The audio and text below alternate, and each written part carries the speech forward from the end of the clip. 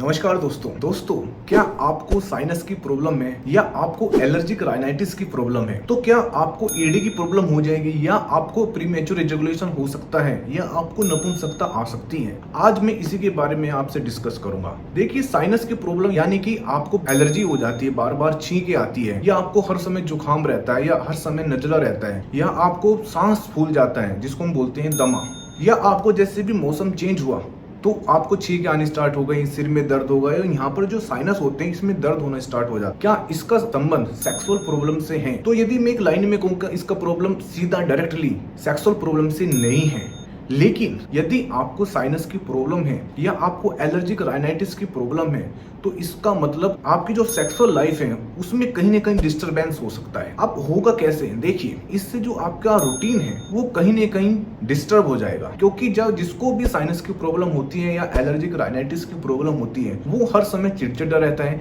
किसी से बात करना पसंद नहीं करता है, काम करने में मन नहीं लगेगा, यहाँ तक कि जो अपने जो फैमिली मेंबर है, जो आपका पार्टनर है, उससे भी वो ढंग से बात नहीं करता।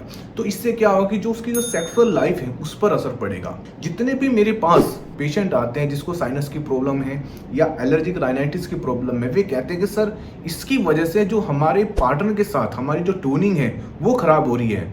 वैसे मुझे कोई प्रॉब्लम नहीं है, लेकिन इसकी वजह से हमारी सेक्सुअल हेल्थ पर अफेक्ट पड़ रहा है। इसके पीछे रीजन क्या है कि जब आपको साइनस की प्रॉब्लम होती है तो आपको यहाँ पर पेन रहता है, हर समय दर्द रहेगा, या आपको छींक आएगी, या आपको हर समय नजला रहेगा, या आपको सांस फूलने की प्रॉब्लम होगी।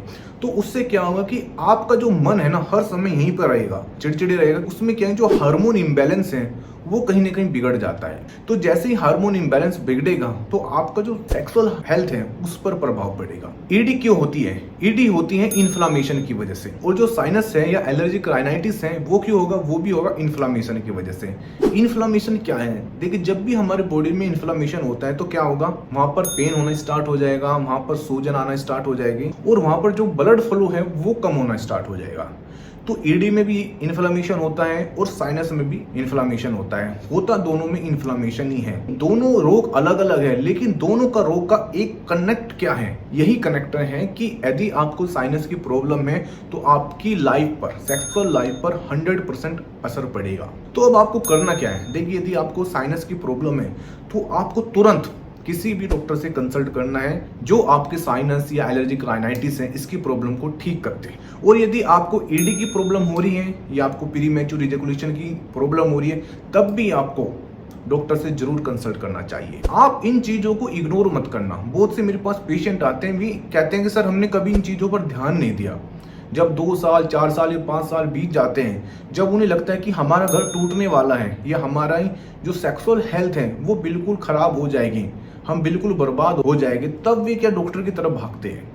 तो कभी आप ऐसी गलती मत करिए। आपको लगता है कि छोटी सी प्रॉब्लम है, कोई नहीं, साइनस की प्रॉब्लम है या मुझे छींक की प्रॉब्लम है, इससे कुछ नहीं होगा, लेकिन इन फ्यूचर आपको पता नहीं, जब बॉडी में इन्फ्लामेशन आ जाता है, यदि एक बार बॉडी में इन्फ्लामेशन एंटर कर दिया तो वो दूसरी जगह भी उसका असर पड़ेगा। ऐसा नहीं कि साइनस की प्रॉब्लम हो गई तो आपकी सेक्सुअल हेल्थ पर असर नहीं पड़ेगा, 100% असर पड़ेगा। तब भी कोई बात है, कोई क्वेश्चन है, या आप कोई ट्रीटमेंट चाहते हैं तो स्क्रीन पर मेरा नंबर है, आप बेफिक्र होकर मुझे या तो मैसेज के द्वारा या फोन के द्वारा आप अपना कंसल्ट बिल्कुल फ्री मुझसे ले सकते हैं। कोई रिपोर्ट है, कोई टेस्ट है जो आपने कराए हैं, वो टेस्ट मुझे भेज दीजिए व्हाट्सएप पर, मैं आपको आंसर दे दूंगा कि आपकी रिपोर्ट में क्या है।